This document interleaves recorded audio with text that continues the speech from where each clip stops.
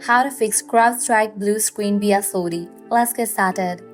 Did you experience a blue screen during the latest Crowdstrike outage? Don't worry, in this video I will show you an easy way to fix it. After a certain number of restarts, you should reach the recovery screen. Click on See Advanced Repair Options. Select the option Troubleshoot. Once we're in the Troubleshoot page, now here you have to select the option of Advanced Options. Click on it.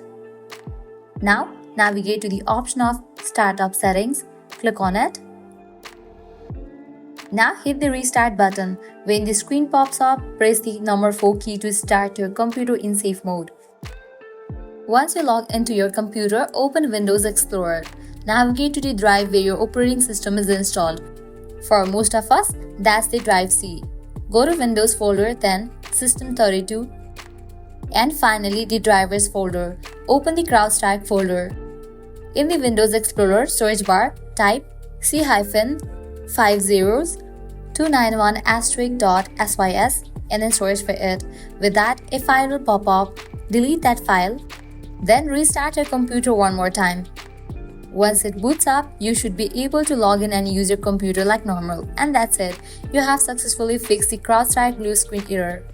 If you found this video helpful, give it a thumbs up and subscribe to our channel. Thanks for watching.